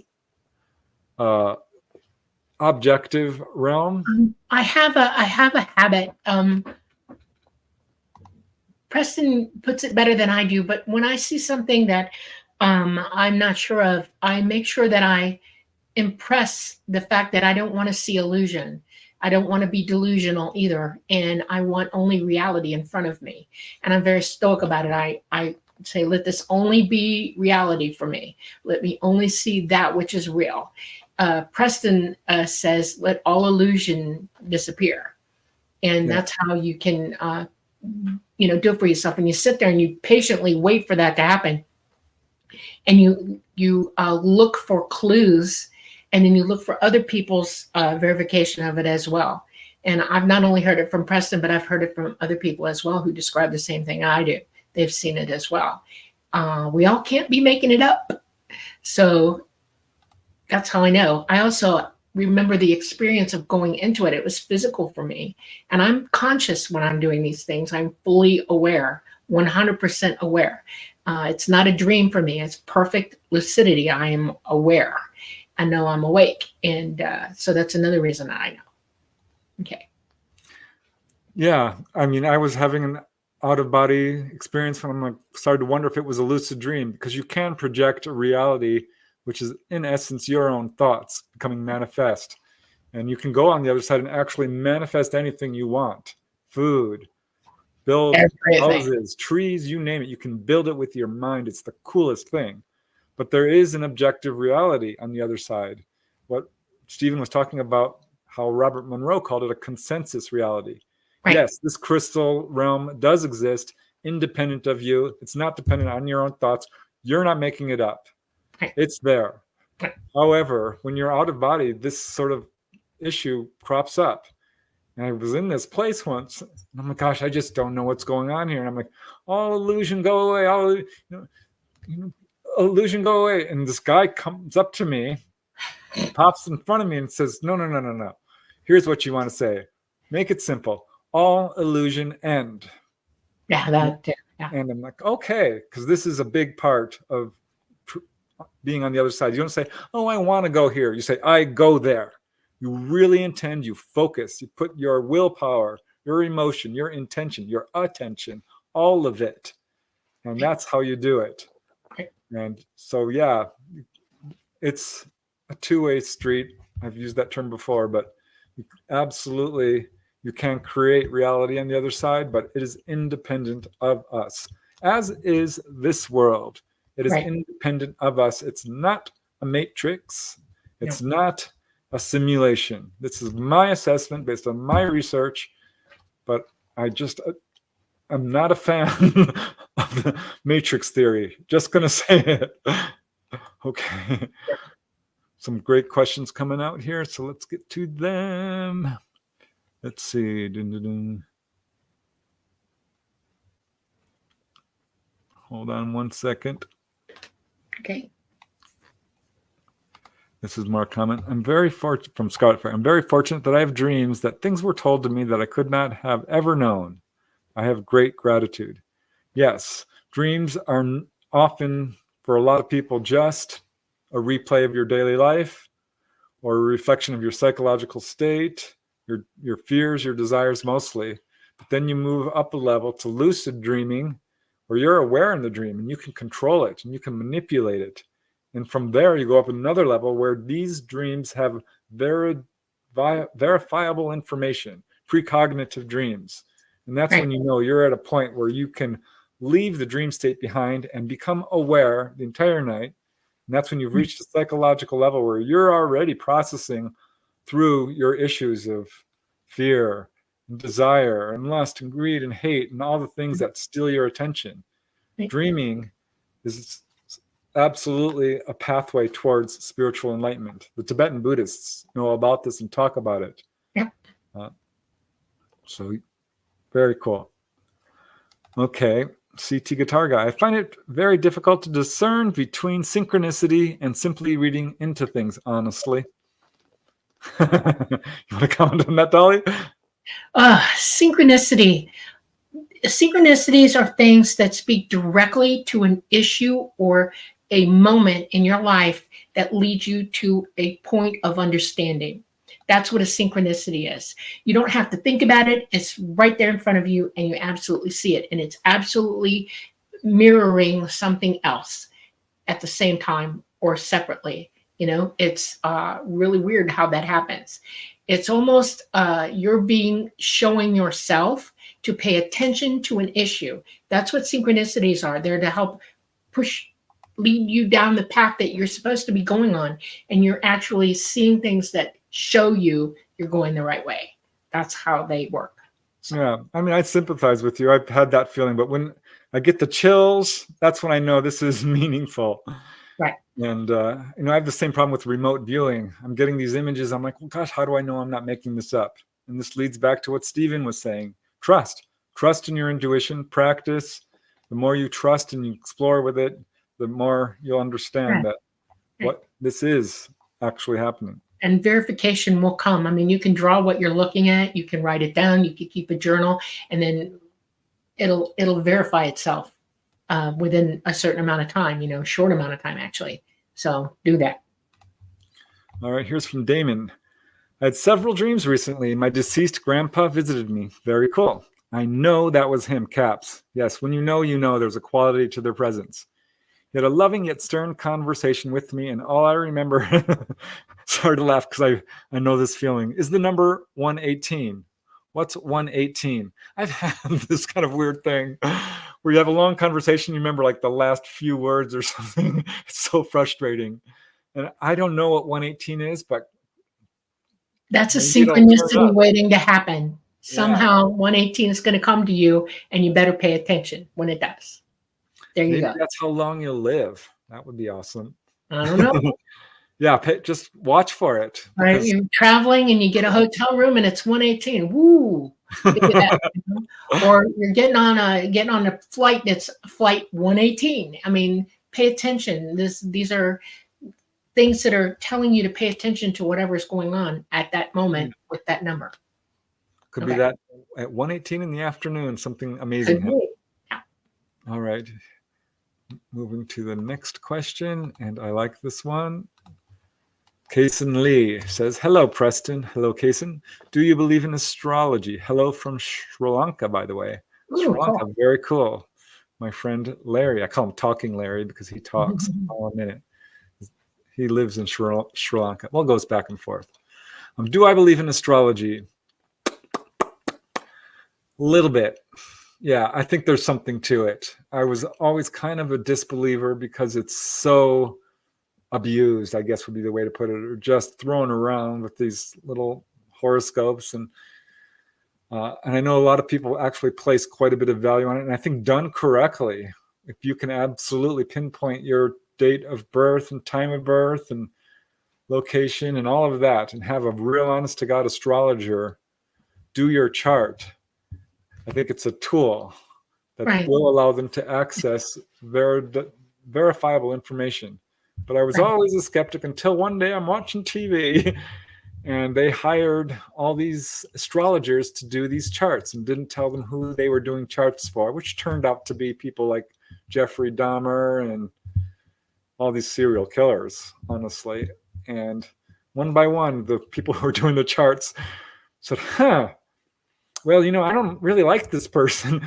If I didn't know better, I'd say that this person was a serial killer. One person said that exactly. And I'm like, unless this is completely bogus television, which it could be, didn't look like it.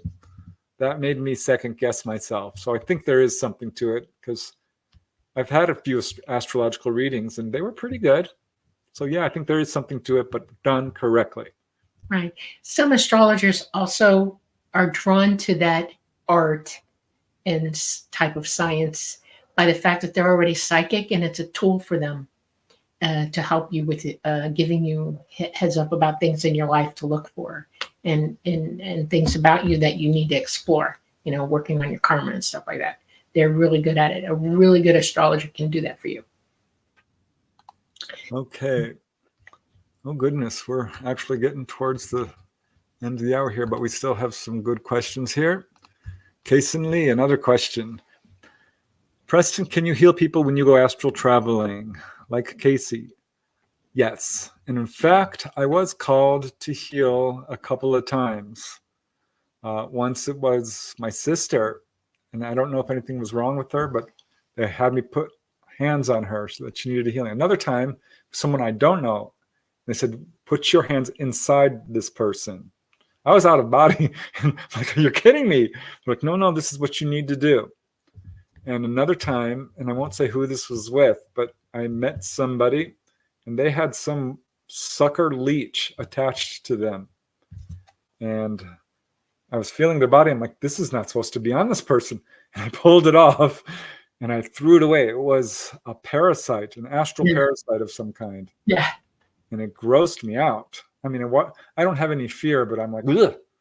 That was a little bit. Now, when I'm astral traveling, let me underline that. When I'm astral traveling, I'm pretty good. But so, yeah, I've done healing, and I've been to a healing temple, which was really cool. Healing is a big part of the astral travel experience. And I wrote an article where 20 different cases of people who had healing as a direct result of astral projection. So, yeah, it's a big part of it. You want to comment anything on that, Dolly? Just that healing has different levels.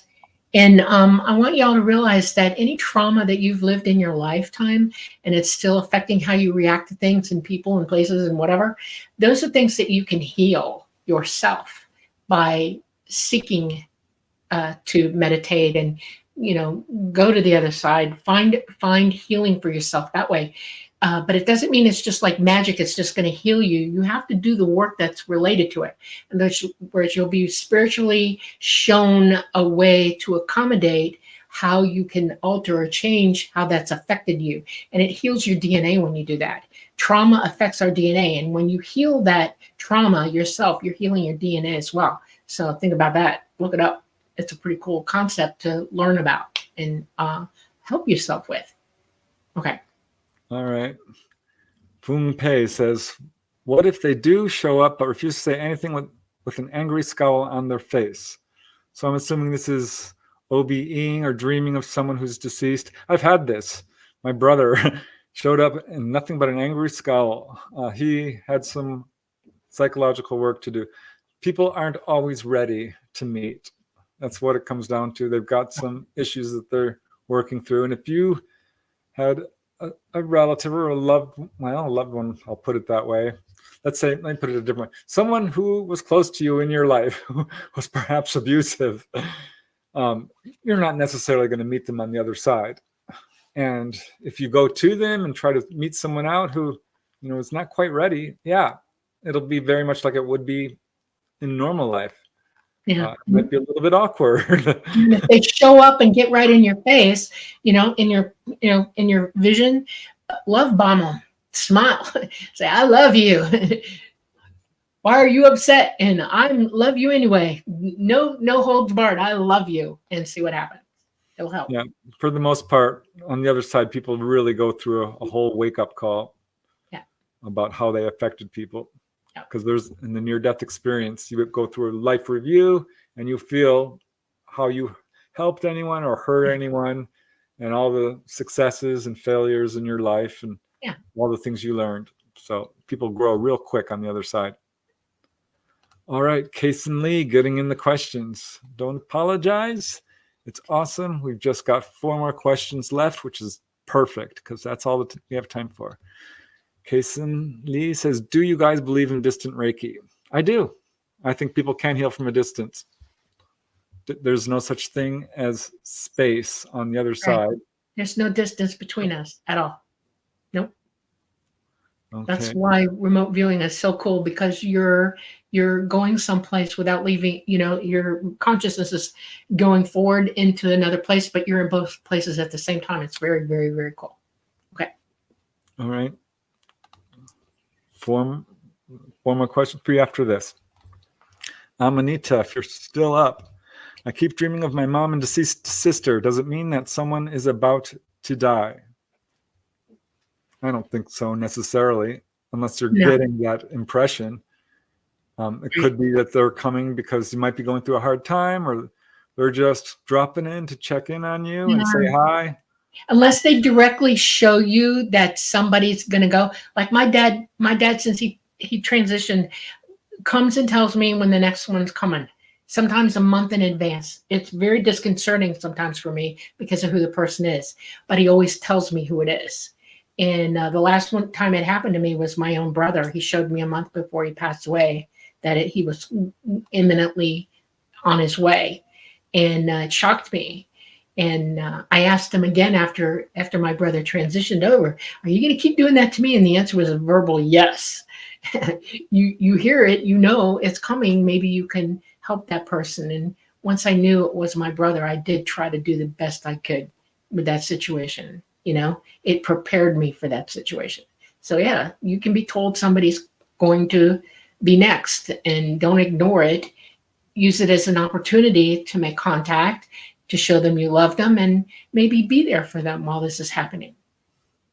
That's why you get the messages. And if your mom and your sister are showing up, maybe it's just because they just want to be with you because you're going through something and they're trying to give you comfort. Think about that. Okay. Here is a question for you, Dolly. What's the most effective kind of music? Oh, no, wait. Dolly, how do you explain NDE experiences? I think that's what he means, because I don't know what SDE is. You are completely aware of what's happening to you. It's not a shock. When you're sick or you're injured or whatever, everything happens that you're completely aware of what's happening to your body and you, and the separation from it. Most people do experience that as seeing yourself rising above yourself, or seeing the light in the tunnel. Those are the two most common. And then you go somewhere where there are people waiting for you, or even just solitude, and maybe a guide is waiting for you. But there's always that's happening. And when it's happening to you, that something's up with this, because you're not really, it's not like a boom, I'm there and everybody, yay, you're here we go. It's no, you need to stop and think about this real quick. We're going to be sending you back. You get that feeling right away. I mean, you just know in your heart of hearts you're about to turn around and go the other way. And there are messages, though, and things that you see. And if you have an ND, you pay attention to every single detail about it. Don't forget any of it, because it's for a reason, actually. So. Okay, we're going to have to wrap it up here. I'm just going to go through these last 3 questions. Super rapid fire. Okay. 5 seconds each, literally, because we have to go. What's the most effective kind of music when it comes to health? Classical. Enya. Yep. I love Enya. Harps. They actually played harps in people's hotel rooms, and it helped them to heal. Any music that you really resonate with, but probably not, death metal or something really. No, Celtic music is really good for when you're ill. Listen to Celtic music, or music, and the music of nature itself, nature sounds, things like that. They're good for you. And make sure that you can ground somehow while you're ill. Take your shoes off, put your foot on the ground, feel it. Go sit on the porch and put your feet in the dirt. Wrap up if you have to. Have a couple of chanting. All kinds of music work. Yeah. Okay, we really have to close this up. Okay. Question: can you give recommendations on how to astral project? Yes, email me. The email is right there below. I'll say it to you guys. The email, I'll give you a guide. It's 3 pages, and I swear if you follow the steps, I guarantee it just about, it will work. Email me at prestonufo@gmail.com. It's my first name, the word UFO. Easy to remember, prestonufo@gmail.com. One other question. What is there to do on the other side? Whatever you want. Yeah, anything. All of it. Music, learn what you want to learn. It's all, do anything. Yep. It's all there. Everything you do here and so much more. All right, you guys, we're gonna have to wrap it up. Huge shout out to you guys with the super chats. Heidi Hansen, thank you so much. Namaste. You guys are unbelievably generous. Larry, Hank, thank you. Gizmo, Thank you. you guys, I love you so much. Thank you. Janice and Linda, you guys are amazing. Thank you guys so much for joining us today on the Light Gate. Sorry we couldn't have our guest for the whole 2 hours, but it worked out anyway. And love you guys. And can't wait to see you next week. Right. All right. Bring us out, Dolly. Thank you, everyone, for coming this Monday night. It meant a lot to us to have you all here. We are all spiritual beings, and any talking about it, especially ET also, this is one way that we learn and we thrive being who we are. We have come to you live from the beautiful city of New Orleans in Louisiana at the United Public Radio Network at 107.7 FM and the UFO Paranormal Radio Network at 105.3 FM. We're on Roku, YouTube, and Facebook. We love you all very much. Y'all go forward. Have a wonderful week. See you next Monday. Namaste.